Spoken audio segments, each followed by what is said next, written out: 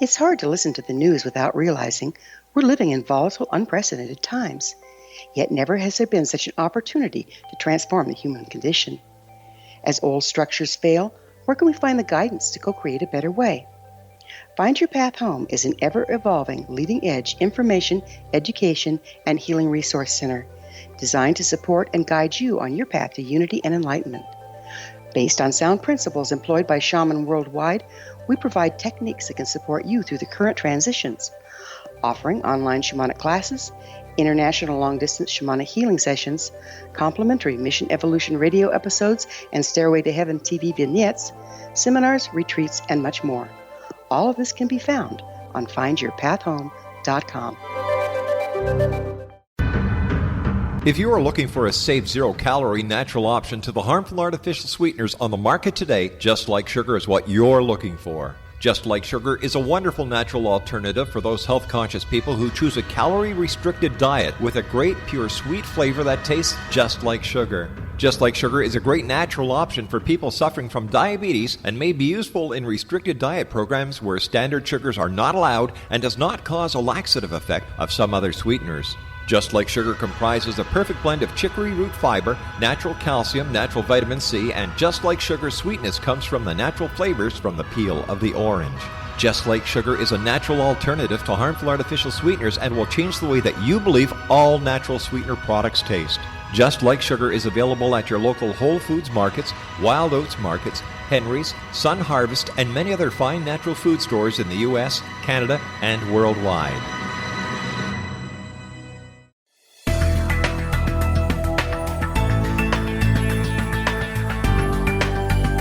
Do you think you have energy problems in your home? Do you feel better when you're away than when you're home? Joey Korn is a global leader in the world of dowsing who specializes in personal energy clearing and space clearing. He can help you create an ideal energy environment in your home no matter where you live in the world. Learn about his remote spiritual house cleaning services and much more at www.dowsers.com. You can get Joey's book, Dowsing, A Path to Enlightenment, as well as other dowsing books and tools, Kabbalah books, and Walter Russell books. Joey's work is really amazing. Go to dowsers.com right now. That's DOWSERS.com or call 1-877-DOWSING. That's 1-877-369-7464.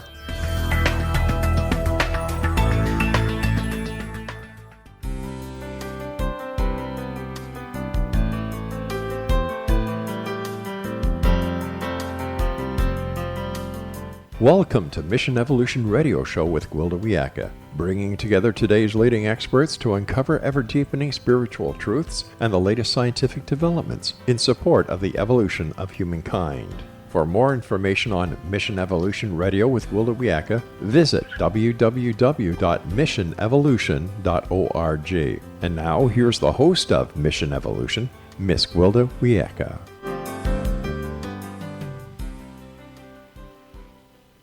Hello, my visionary friends, and thank you for joining me, Gwilda Wiyaka, on another exciting adventure into future possibilities.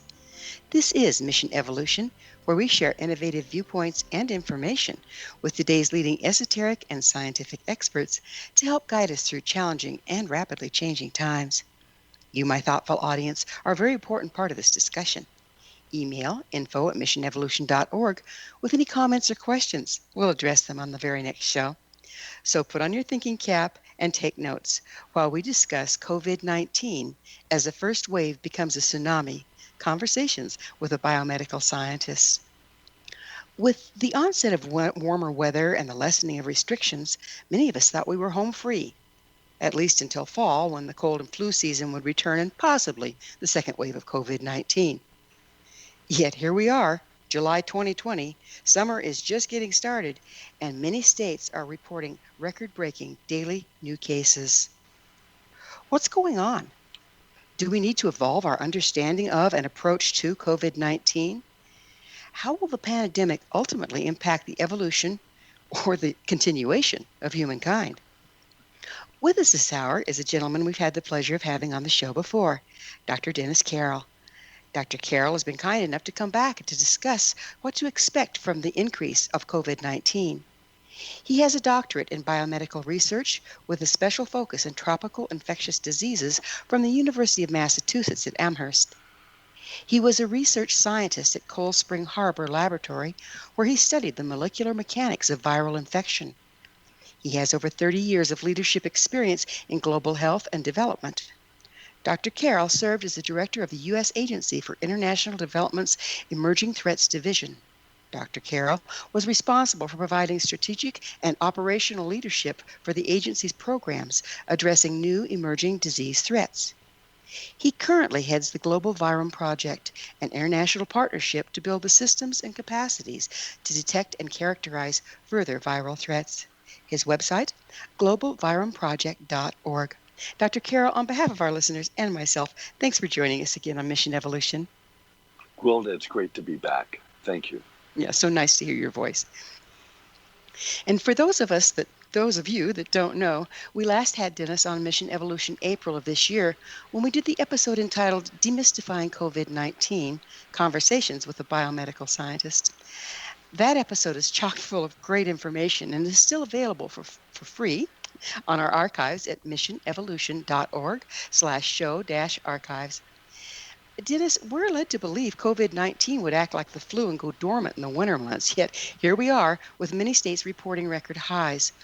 As a biomedical scientist, can you tell us what happened?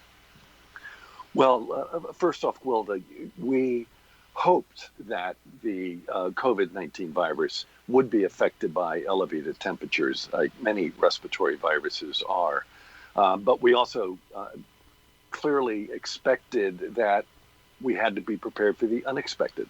And so while we hoped that this virus might slow down and disappear for the summer months, we also fully understood that there's a real chance that it would not. And lo and behold, here we are in July, and a combination of things have really created this summer an unprecedented catastrophe. And what we know about the virus is it is highly controllable. We've learned that over the last several months. We've seen it around the world where country after country have been able to bring this virus under large population control. But what we've seen in the U.S. is an example of an absolute failure to really sustain the kind of interventions we know that work. So it's less a surprise about the virus, quite frankly, than it is a surprise about the failure both of national leadership, but also people in every community not really abiding by what we know are the effective measures: masks and social distancing and personal hygiene. Simple, easy, inexpensive, readily available. And we see day after day increased examples of people just not abiding by those basic, simple, core, highly effective preventive measures. So, yeah, inexpensive, easy to do, basic responsibility. And when we opened up the economy, open things up some, it was in hope and salvaging the economy. And yet it looks like everybody else thinks it's vacation time. Happy, happy, joy, joy. Go spit on each other. What is going on with our people? Well, I think it first off says that collectively we lack the discipline to really be able to respond in a sustained, disciplined manner against this virus. And it's not as if we're asking people to really make great sacrifices, wearing a face mask and social distancing, using common sense. We couldn't, ask for simpler, more benign interventions. And yet here we are. At the same time, I'm hearing everything from, it's the wise thing to do, to it's a government conspiracy, to it's a conspiracy by the Muslims to get us to wear a burqa. I mean, it's like, really? I don't understand this craziness. Well, unfortunately, I think it's a reflection of the craziness at the top of government. We've heard sort of a steady drumbeat since January of this year, when the virus began emerging.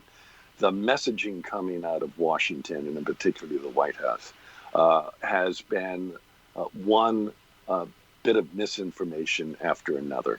and for reasons that are really quite difficult to understand, promoting ideas and practices and ultimately politicizing really the life-saving measures that are out there. Right. Yeah. And of that course right. we Well, I can't was go into just the politics of it here, but let's no. get down to the nitty-gritty. Is COVID-19 acting like a flu? And if not, what are the differences? Well, it's certainly acting like a respiratory virus, and this coronavirus and influenzas are both respiratory viruses, which means they transmit through cough and sneezing. The virus rests in our lungs and is expelled when we cough and sneeze. Same thing with an influenza virus. So this is nothing unique or novel in terms of risk that we've faced in the past. And yet we call it a novel virus. Why is that? Well, because it is a very specific virus that our bodies have never seen before. Okay. And our immune system, once it becomes exposed to something that's never seen before, it struggles in the beginning and may have serious adverse effects. But over time, it learns how to recognize and respond. In most cases, there's always the exception. And so what we're looking at right now is a period when our bodies have not developed the kind of memory, the understanding of how to best activate its own immune system. And that takes a long time. I mean, quite frankly, it would take 2 or more years of exposure to this virus before we had enough of the population having the kind of natural immunity that would provide the kind of protective effect against future sort of outbreaks of this virus.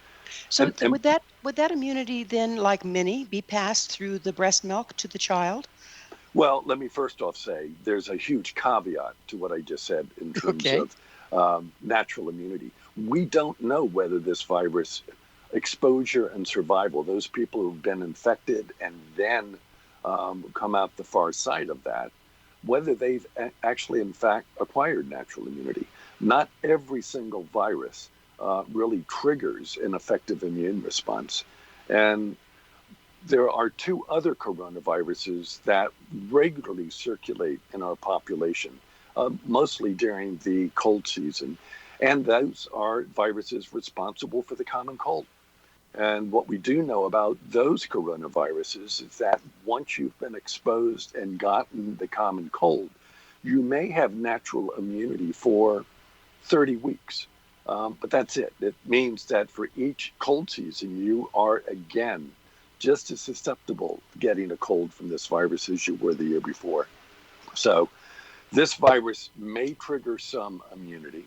We don't know how protective that will be, and we don't know how long it might be.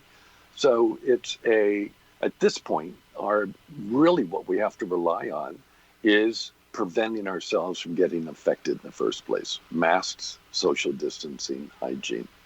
So does we're just about out of time in this segment, but does like with the common cold, once you've had it, even though you have to get an immunity each time, are you stronger in a certain way? Do you develop partial immunity or anything like that?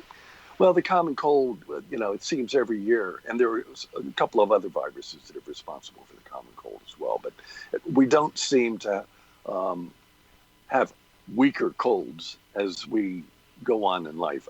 Once we get hit by the cold, every year it seems just as miserable as the year before. So exactly, yeah. No, there doesn't seem to be sort of a diminished impact or severity of the common cold each year. Okay. Well, it is that magic moment. It's time for the commercial break. Dr. Carroll and I will return shortly, so don't go away. You're listening to Mission Evolution, coming to you on the X-Zone Broadcast Network, www.xzbn.net.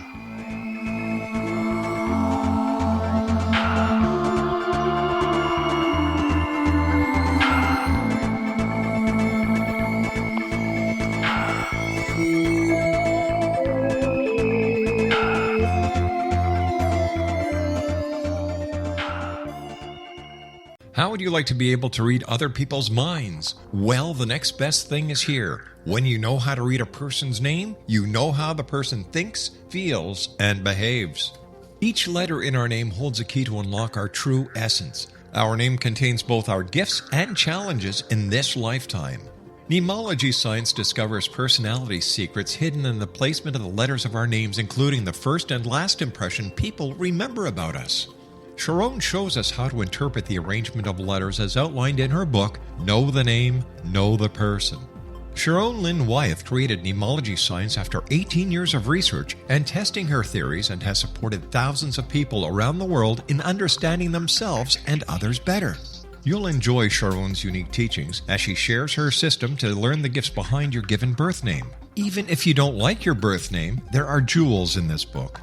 If you're thinking of changing your name, ready to name your child, or wanting to get along better with others, this is the book for you. If you'd like to improve your relationships and change your life for the better, get the book today, Know the Name, Know the Person, or visit www.knowthename.com. That's www.knowthename.com. The new nonfiction book, Razor of Madness, is similar to cult movies like Clockwork Orange, Dragon's Tattoo, or The Other Side of Hell. Wayne Morin Jr. and Thomas Lee Howell will expose widespread and systematic deficiencies in this thought-provoking tell-all novel. Mind control rages among scholars in law schools. Human rights are ignored while thought reform and mental manipulation are accepted practices used as behavior modification. Dr. Louis Jolyon West comes to mind. Media and public scrutiny shows that United States mental hospitals are in fact destructive murder industries. Razor of Madness expose novel details this epidemic through an in-depth professional and personal investigation. For decades, there has been a revolving door policy that still releases killers and pedophiles back into society.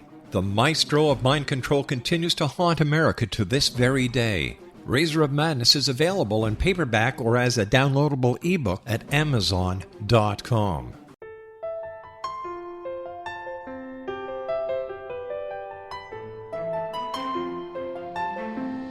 Path Home Shamanic Art School has just launched a new online series of classes, Galactic Shamanism, Art of the Ancients, Key to Tomorrow. In these classes, composed and taught by Path Home founder and director Gwilda Wiyaka, you'll learn practical shamanic skills to support your daily life, such as how to build a medicine wheel to access the power of the earth, perform a shamanic journey, create sacred space in which to live and work, empower your life with totem animals, elementals, and fairy folk, and learn the art of accurately reading signs and omens. These tried and true skills are the key to living a powerful, productive life. Visit us at findyourpathhome.com to see the ever-growing collection of classes and leading-edge information to support you during these times of uncertainty and transition. All can be found at findyourpathhome.com.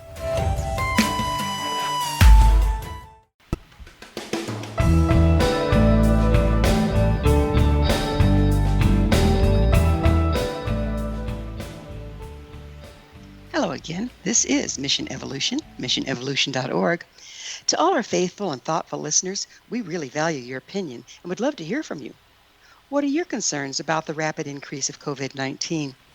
Email me at info@missionevolution.org and give me your thoughts or questions so we can all share them on the next show. This in from a member of our audience referencing the episode entitled Working from Home, Evolving Online Communications. LH shares, I would like to thank you and your guest Milo for pointing out some of the pitfalls of online communication. I'm now working online from home and found the tips most useful. Thank you, LH. It's great to not only point out the challenges, but the advantages of the new landscape we find ourselves in due to COVID-19. Curious, dear audience? Visit our archives at missionevolution.org, listen to Working from Home, Evolving Online Communication, and email us your take on it. With us this hour discussing where COVID-19 may be going is Dr. Dennis Carroll. His website, Global Virome Project.org. So we were talking about, how if it's like a lot of the common colds, Dr. Carroll, that we're not going to develop an immunity. We'll get it every year and it'll be just as miserable. And yet this seems to be more deadly than a common cold. What are we going to do with that? Well, again, Will, I just want to be clear. I'm not saying that we will not develop immunity. Right now, we just don't have clear evidence as to whether this virus will trigger an immune response equivalent to what we get with the common cold, another coronavirus consequence, or whether we'll get a much better protective measure. So that is still a story where the evidence is being accumulated, and we'll learn more about it as we go further on. This is one time being a mushroom isn't much fun, though, huh? No, it's not at all. And, it may seem like the coronavirus has been around a long time now. I mean, this has really been an extraordinary 6-month period. But we have to recognize that there's still much to learn about this coronavirus. We've only had it for 6 months. We're still learning about it. And so there's still great uncertainty about the issues of natural immunity, how long it may last if we do trigger natural immunity, or whether there's no natural immunity acquired at all. So it's a story, as I said, still to be told. We hope over the coming months we'll have much clearer insight. There's been some talk of it being a fairly intelligent virus. What can you tell us about that? Well, it's an intelligent virus in as much as it looks for every opportunity to move from one person to another. There's a certain a natural selection drive within viruses, and that is the more different species and the more populations they can infect, it increases their own individual survival. So that if they were only located within a certain bat population, and that bat population had an extinction event, then that virus would disappear. Viruses are much smarter than that. They try to diversify what's called their host range, how many different species of animals they can infect, and it just increases the opportunity for them to sustain their existence. And so they're moving into us, Homo sapiens, is just one more example of diversifying their host range. And does that diversification require mutation? No, what it does, we've seen that it jumped rather easily from its previous host, bats, into us. It already had the mutations to be able to do that. And once it had the opportunity to jump into us, it quickly moved through our population. So sometimes you'll see that the mutations, the genetic makeup that needs to be in place to effectively infect already pre-exists. Sometimes it will infect and have a very poor ability to transmit human to human, but over time it will continue to mutate when it's in a individual, and if it mutates and acquires an even more efficient combination of those genetic properties, then that particular virus that has those specific features to make it more efficient will end up dominating and spread much more rapidly. So it's a very dynamic process that these viruses have. They're highly mutagenic, highly adaptable, and clearly have the ability to move rapidly through a population once it acquires efficient transmission capabilities. So is there evidence that the COVID-19 has mutated at this point? Well, we see evidence. First off, it has mutated quite a bit. When we look at what we know about the early virus circulating in Wuhan and compare it to different samples around the world, we see that already there's been quite a bit of divergence among the viruses as it's swept around the world. But those mutations, most of those mutations have no significance whatsoever. It's only when there are mutations in very specific domains within the genes of the virus that it may prove beneficial. With that said, there's new evidence suggesting that position within the genes of the COVID virus that enable it to bind and infect. They're called the spike protein. We've seen new mutations in there that seem to be very indicative of its ability to infect and transmit with greater efficiency today than it had 6 months ago. What a delight, right? Oh, yeah, that's a good thing, right? The last time we spoke, mostly older people were at risk. Now we're seeing increasing numbers of young people succumbing. What's caused that new trend? Well, there's two different things we're looking at. What we do know is that people over the age of 60 and people with pre-existing conditions, diabetes, heart conditions, things like that, are much more vulnerable. What we've seen, let's say, since Labor Day, is a huge increase in the percentage of young people who have become infected. We're only now in the coming weeks we'll start seeing what that means in terms of the severity of the illness. There's usually a 3 to 4 week lag between the initial infection and then how severe the illness will play out. So there's been far fewer older people infected, which suggests that older people are abiding by the use of masks and social distancing, as we've seen picture after picture of beaches and swimming pools. Younger people tend to be congregating there and in bars, allowing for a much rapid spread among that age group. So basically, the virus has changed from a virus into an IQ test. Well, yeah, that's certainly taking advantage of people being stupid. There's no question about that. I wanted to clarify something, if you could, for us. There's a lot of conflicting information out there as to, like a recent statement that 99% of the cases are harmless. Yeah. So that doesn't add up to me. What's your take on that? Well, first off, consider the source of that information. That was President Donald Trump, who has offered up opinions and observations about this virus, which have probably with 100% success rate shown himself to be a communicator of false information. Right. Well, obviously not a doctor, but what's your take on it? Well, no, 99% is a ridiculous number. And Tony Fauci sort of weighed in on that and just, underscored that people who get infected have a range of severe illness. And what we do see is that among young people, we're seeing elevated, among young, healthy people, we're seeing that they have risks of strokes.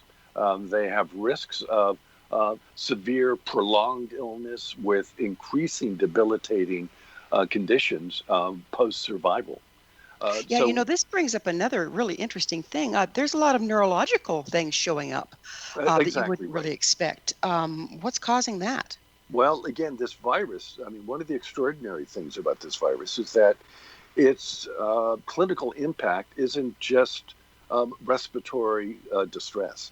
We're seeing it causing organ failure. We're seeing it having neurologic implications. We're seeing this issue with stroke. It's affecting the blood clotting ability of our bodies. And so it's an incredibly diverse clinical range of impacts. And so it's a mistake for anyone, just because early on what we saw was the first wave of this virus impacting on older populations. As we begin to see it spread widely through the population, we're seeing a broad range of severe clinical manifestations among the very young all the way up through the elderly. So everyone should be very, very cautious. This is a deadly virus. Do we have any idea what percentage people that come down with it become terminal? Well, again, when we look at the full range, when we look at the 130,000 people who have died in the United States, probably 60+% of those are over the age of 55. But we're also seeing that the other populations in their 20s, 30s, and 40s are also being, when we look at intensive care unit, the populations in 20s, 30s, and 40s are also being adversely affected. So this is not a benign virus by any stretch of the imagination. Well, we're going to have to pick up on more about it on the other side of another quick pause. Dr. Carroll and I will return to our discussion so shortly. You stay right there.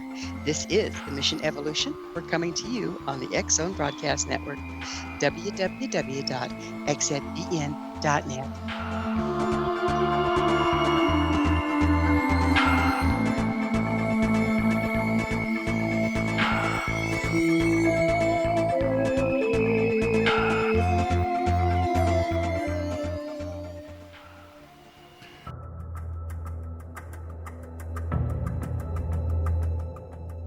Modern Esoteric, Beyond Our Senses by Brad Olson, consummates the lifology story about where humanity originates.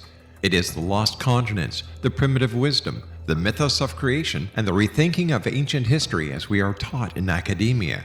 There is much more to the story than what we have been told. As this is the first book in the Esoteric series, Modern Esoteric starts at the beginning of time and accelerates up to this modern age. Future Esoteric is book 2 in the series and takes a forward-looking position ahead of today with an open and honest examination of the ET issue and various unexplained phenomena. To discover the writings of author Brad Olson, visit www.bradolson.com. That's www.bradolson.com. Are you considering calling a psychic to read your situation? Then consider David Champion, a psychic medium for more than 20 years with thousands of readings under his belt. David Champion will make you feel comfortable. He has proven to be honest and accurate. He's a straight shooter. There's no guesswork. What he sees is what you get. While he is a medium, most of the calls focus on relationships, not only love, but work, school, neighbors, and more. Need help with finding a job and preparing for the interview? Are you dealing with people who are obstacles in your path? For more information, go to davidchampion.com, $1.50 per minute paid by credit card with a minimum of 30 minutes. For your reading with David Champion, call 1-877-702-8598. That's 1-877-702-8598. Afterlife expert Roberta Grimes was the first one to say that dying can be fun. Now her best-selling book, The Fun of Dying, is available in stores worldwide. So if you wonder whether death ends life, how it feels to die, or what heaven might be like, The Fun of Dying was written for you. And if you have always been afraid of death, or if you worry that your life has no meaning, let The Fun of Dying ease your fears and bring new meaning to your life. Nothing said in The Fun of Dying is based on the teachings of any religion. Instead, Roberta draws on evidence to explain how death happens, how it feels, and what comes next. A lot of the best death-related evidence was produced in the first half of the 20th century. When it is put together with recent discoveries, it tells a consistent and amazing story. Roberta Grimes blogs and answers questions at robertagrimes.com. Her wonderful book, The Fun of Dying, is available on Amazon and at stores worldwide wherever books are sold.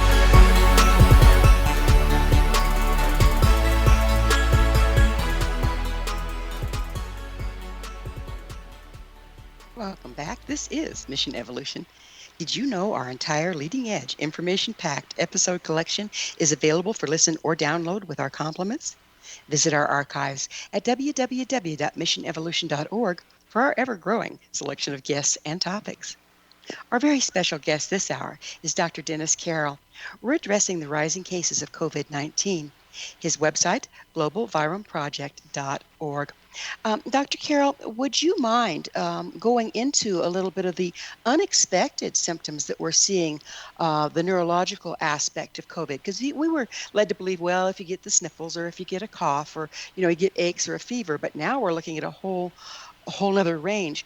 What all is there? Well, again, the Centers for Disease Control has a list of symptoms and manifestations that do, as we've said, cover a range of clinical sort of symptoms. It's, the behavior and how this virus sort of infects the body. What we are seeing is in autopsies that the virus isn't being limited to infecting the lungs, the respiratory tract, that we're finding the virus in organs throughout the body. So it's clear that its ability to infect and then spread within the body and then really impact on the different organs is really quite extraordinary. And so that, again, as we think about more and more people having exposure, is more opportunity for this virus to further spread throughout our population in different and unique ways, taking a larger and larger toll. So as we talked about neurologic symptoms, the most benign one is the loss of a sense of smell and sense of taste. I mean, that's one of the earliest indicators that you may be. So the sense of smell and sense of taste, does that very come? alarmed by that. I'm sorry, we broke up. The sense of smell and sense of taste, will they oftentimes show up before even the other symptoms do? They do. We have lots of examples of where people have no indication of fever, aches and pains of any kind, but they have a dramatic loss of a sense of smell, sense of taste. They may then be followed by these other symptoms, but it's the earliest, in many cases, the earliest indication that you are infected by COVID-19. Mm-hmm. And so when we're looking at all these different neurological symptoms and organs and everything else being affected, is there a likelihood that once a person's come down with it, they may never be the same? Well, we're learning more and more about long-term lingering consequences. People having long recovery periods where they do not have the same kind of physical stamina that they had before, that they continue to experience discomfort, aches and pains for prolonged periods of time. So again, this virus acts in a lot of unusual ways, not the least of which there are many people who are infected by this virus who have no telltale symptoms at all.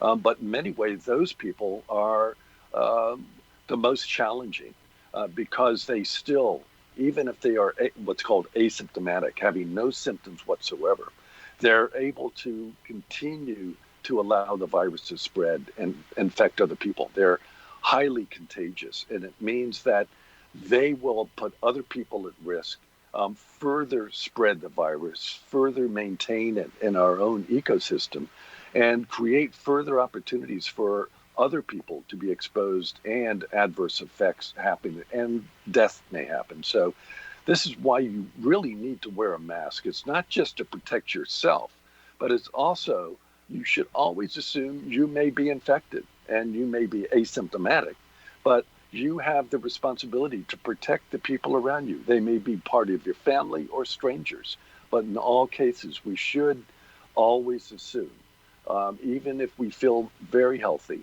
that you could be a silent carrier, but a transmitter of this virus. It's not just about being ill, it is also about being healthy. So, many people are speaking about when things come back to normal. Can we ever expect to see what we considered normal again? That's a really tough question to answer. I think first and foremost, the only way we will ever get back to normal, quote unquote, is if we do get a highly effective vaccine, one, and two, that we get very broad acceptance of this vaccine, that people, in fact, are prepared to be vaccinated. And we know that, right, there are two challenges there. We don't know whether the vaccine that will be produced will be highly effective. And we know that with rising tides of anti-vaxxers, that we are very vulnerable to a large segment of the population refusing to get vaccinated, which will mean this virus will be continually spreading in this population, which means it's very unlikely that we'll be able to enjoy going to a baseball game, going to a football game, enjoying a crowded beach the way we did in the past, because there will be people continually spreading this virus and infecting and continuing to run the risk of creating a sustained pandemic throughout the world. Mm. How far are we? You may not know this, but how far are we from coming up with a reasonable vaccine for this?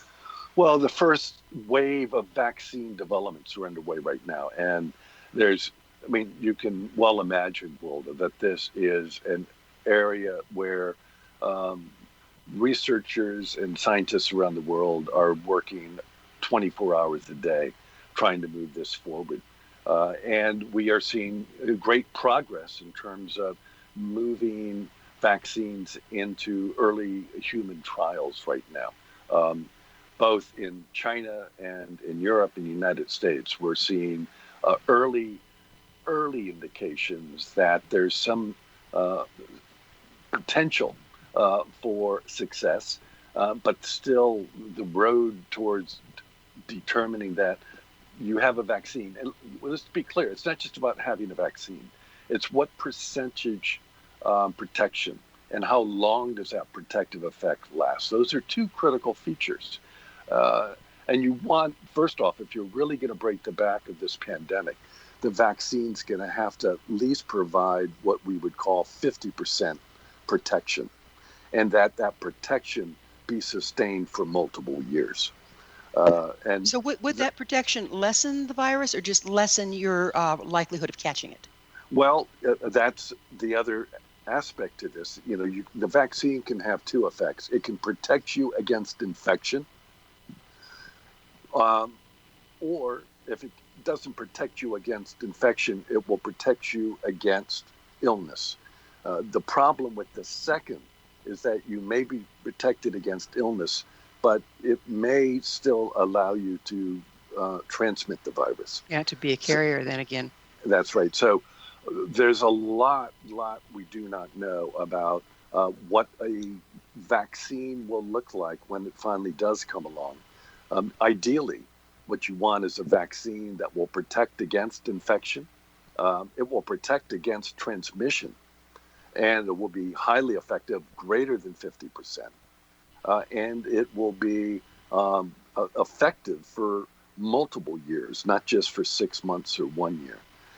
And then lastly, that the population gets it, that they're willing to find themselves showing up to get the inoculation. But again, as we know, that's a very controversial area with certain populations that could completely undermine the overall ability to control this virus in future years. Well, we've certainly kicked out some viruses using widely accepted and taken vaccines. Some of them are just in museums at this point. I can't think of an example. It's not smallpox. What is it? Smallpox is the one virus that we've eradicated. It's the only example of a That's what I thought. virus. Okay. Yes, So it can be done. And smallpox was nothing to smile at. right. But there, the smallpox vaccine was lifelong protection, and it was more than 90% effective. And so that, and the only reservoir, the only host for the smallpox virus were humans. There were no animal hosts for it. So it was a convergence of, a number of very important factors. How effective it was, how its longevity, and the fact that there were no animal reservoirs for smallpox. How many animal reservoirs are there for COVID-19? Do we have any clue? Well, we know that it came, in all likelihood, it came from bats, and which means that COVID-19, that virus is still circulating in bats. It didn't empty out of bats into us. Right. One particular virus made the jump, but the COVID-19, and it's worth noting that there are dozens, if not hundreds, of similar viruses circulating in bats, not just COVID-19. We've had SARS as an example of another coronavirus that's very closely related. And work that I've been involved in over the years, we found dozens of very similar, genetically similar viruses that are already circulating. So, the other thing we have to remember, COVID-19 is not the only threat that we have to worry about. There are other viruses circulating right now in animal populations that given the opportunity to jump into us, to spill over into Will us, do so. they will. Well, we'll have to pick up on spillover on the other side of yet another commercial break. Dr. Carroll and I will be back shortly to continue this discussion. Don't go away. This is Mission Evolution on the X Zone Broadcast Network, www.xzbn.net.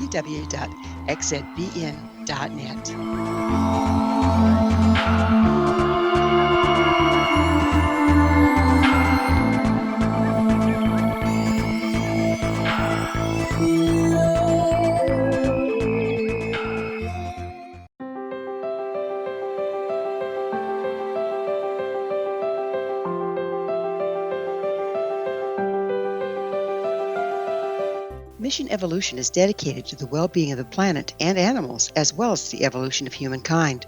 One major factor threatening all three is increasing toxicity. Heavy metals and other environmental toxins are poisoning our bodies, deteriorating our brains, blocking our spiritual connection, and shortening our lives. Yet these poisons are extremely difficult to remove. I'm Gwilda Wiyaka, and I recently became aware of a product created from the marriage of nature and nanotechnology called Vitality. It's formulated from zoolite, whose crystalline structure binds toxins, gently carrying them out of the body. The light is only as clear as the window through which it shines. Clear your body, shine your light into the world. Visit vitalityhappens.com for a 20% discount. Enter code PATHHOME.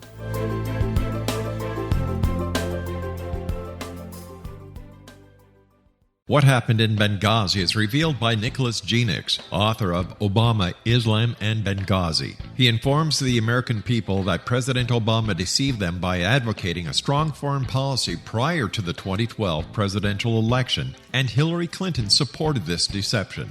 As the title infers, there is a connection between Obama, Islam, and Benghazi.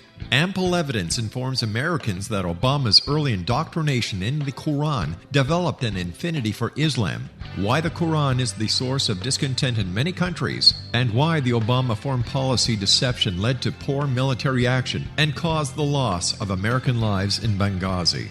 Genix provides 36 questions for the Select Committee on Benghazi to validate if Americans are justified to mistrust President Obama and Hillary Clinton.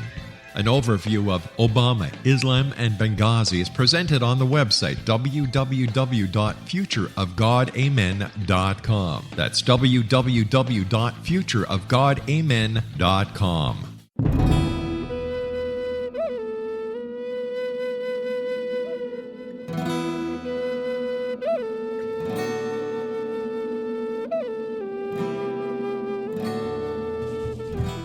The ancients knew what we have forgotten. In order to be empowered by nature, one must be aligned with the way life works. We've become increasingly disconnected from the earth and her cycles, to our extreme detriment. The medicine wheel ceremony is an ancient rite practiced by shamans worldwide to recalibrate their people with the powers of the universe.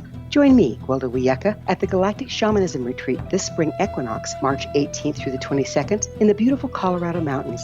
During this life-changing 3-day medicine wheel training, you'll learn to build and maintain your own cross-cultural shamanic medicine wheel to promote manifestation, health, and personal power. Empower yourself with the wisdom of the ancients. Contact Touch In at findyourpathhome.com or call 303-775-3431.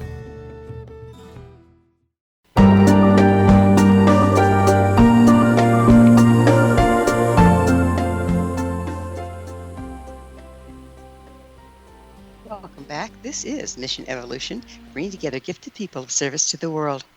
I love to hear from our audience. Your thoughts are very important to me. To suggest a topic or guest that you think would be of interest, email us, info@missionevolution.org. Speaking of gifted people of service to the world, our guest this hour is Dr. Dennis Carroll. His website, globalviromeproject.org. Dr. Carroll, aside from vaccine, which we don't have yet, what can we as individuals do to increase our immunity to the disease? I mean, isn't there something we can do to support our personal immunity? Well, I think what you really want to do is to protect yourself from infection. There's nothing that you can do biologically that will prepare your immune system from this virus, except, be healthy, of course. Healthy people have strong immune systems. But it's really about protecting yourself. There's no reason to get infected. The only reason you will get infected is because you did not wear a mask, you did not socially distance, you were not properly sanitizing your hands and touching surfaces. You do those things, and your friends around you do those things, you will not get infected. That's what you want to focus on. I don't think that message can go out strong enough. At this point, the U.S. has the dubious honor of being, I think, an epicenter, while our neighboring country, Canada, is looking pretty good. Exactly did Canada do differently? Well, what Canada did, first off, was lay out a national response, first and foremost. It wasn't province by province, municipality by municipality, making it up on their own.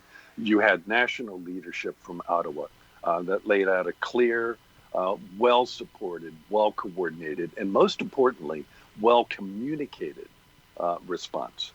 But I would also like to highlight, and it's not just Canada that's done better, and it's not, we need to pause for a moment and recognize just how horrific the fact that in the last 5 months, 130,000 people who were alive, on January 1st are dead today because of this virus in the United States. And I really would like to contrast that with two countries in Southeast Asia that combined have half the population of the United States and were in the very first wave. They had no time to prepare whatsoever. Thailand and Vietnam. And together, those two countries have had a total of 58 deaths. Good heavens. From this virus. The virus is no different in Vietnam. It's no different in Thailand. But what you saw in Thailand and Vietnam was in January, an immediate response that really invoked all of the measures that we're talking about. And today, those countries are largely have this virus completely under control. And consider this, 58 deaths for 170 million people. If you prorated that for the United States should have fewer than 200 deaths if we took the same actions at the same time that the Vietnamese government and the Thai government took. Instead, we have 130,000 deaths and counting. It's absolutely appalling. Criminal. It's absolutely criminal. And the mixed messages and not clear information. And then you add to that, there's a real paranoia out there, it seems like in America particularly, around being controlled. And to me, I don't see how wearing a mask and washing my hands is infringing on my personal rights. But for some reason, people are taking that stance. How can we combat that?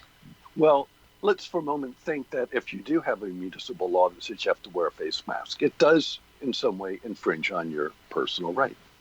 But we also take as a matter of course traffic lights, traffic signs.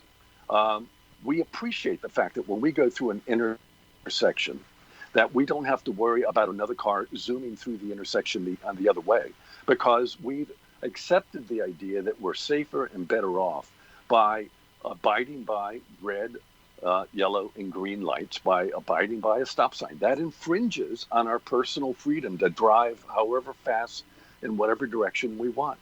And we think that that is the norm, and we accept it. Wearing a face mask is absolutely the same. It's a commonsensical approach to protecting your life and the lives around you. And yes, having to wear something on your face is an adjustment, but so is pulling up to a stop sign at an intersection. And God forbid that we did not have stop signs and traffic lights, because the death toll from auto wrecks would be astronomical. So there's a time we've learned to accept, yes, a little bit of restraint pays off in the long run. We need to begin looking at masks as the equivalent of a stop sign, and appreciate that the benefits of masks are the equivalent of what a stop sign gives us. Lives are saved. Just amazing. How simple is that? And so it would appear from what you're saying that really COVID-19 is more controllable by some adjustments in our behavior than a lot of other diseases. Is that correct? Oh, absolutely. We should be really thankful that, in fact, something as simple as a mask can protect you. I mean, there are many diseases out there, vector-borne diseases, things where mosquitoes that we have an incredibly difficult time controlling. Uh, those are diseases that are far more complicated to bring under control. The fact that all we have to do is put a simple mask around our nose and mouth and practice some social distancing. We should be thankful it's that simple and that impactful. And that people rebel against that is, well, Darwin had a lot to say about that in terms of selection pressures. Certain people are taken out of the gene pool because they are behaving really stupidly. And that's what will happen to those populations of people who just don't abide. And if they don't get taken out of the gene pool, their closest friends, their parents, their relatives will, because they will be responsible for perpetuating this virus circulating. Even if they don't get sick, they will be transmitting. And there's a responsibility there. We've abandoned our sense of the social contract. We are responsible for our neighbor. That's such an important point because I know there's some teenagers now having these parties trying to catch COVID-19. Well, that's all well and good, and they're young and maybe they'll live through it. But what about their parents? What about Well, their grandparents? that's What exactly about their right. community? If they do get infected at those parties, um, the direct beneficiary of that is, quite frankly, no one. Again, as I said, we don't know that being infected provides you with immunity. That's a foolish gamble at this point. But what isn't a gamble is the reality that their parents and their grandparents will be direct victims of that infection. Yeah, it's criminal, just criminal. So we have a little bit of time here. What would you like to share with Mission Evolution's worldwide audience about weathering COVID-19 and hopefully preventing another pandemic in the future? Well, first and foremost, um, you know, it is about being a good citizen. Love your neighbor. That's the simplest thing. And in the case of COVID-19, the best way to demonstrate the love for your neighbor, for your parents, for your siblings, for your children is to wear a mask. That's the simplest thing. The benefits are phenomenal. And it's a very, very minor compromise that you have to make in your lifestyle. Wear a mask and practice social distancing. This is all about common sense. But the sad thing about common sense is that too frequently it's not all that common. So we have just a tiny bit of time left. Where can people find out about what you're doing with the Global Virome Project? Well, the Global Virome Project is really about all of those future threats. As I said, there are many other coronaviruses, many other influenza viruses circulating in animal populations today. The Global Virome Project is about knowing about those viruses before they come to us. The more we know about them in advance, the better prepared we can be to prevent their spillover. And if they do spill over, we will have had the opportunity to develop vaccines and pharmaceuticals that can be immediately applied beforehand. So it's about changing the paradigm. Stop reacting to these threats, begin to be proactive, go to them before they come to us. Beautiful way of looking at it. And this is a global project, so it's not just within the United States. Yes, it's a global project. It will be essentially developing a global atlas, a global database on every virus circulating in China, in Brazil, in Uganda, in the United States, everywhere, and using that information to really build a far better forward-leaning capability. All of these future threats are preventable. COVID-19, quite frankly, was preventable. Well, Right. we are out of time. Dr. Carroll, thank you so much for the beautiful work you're doing in the world. Well, thank you, Walda. Your show is phenomenal, and I hope everyone really listens well to the work that you're doing. Thank you, sir. Hopefully we'll get together again soon. Okay, you take care You and too. be safe. You too. Our guest this hour has been Dr. Dennis Carroll.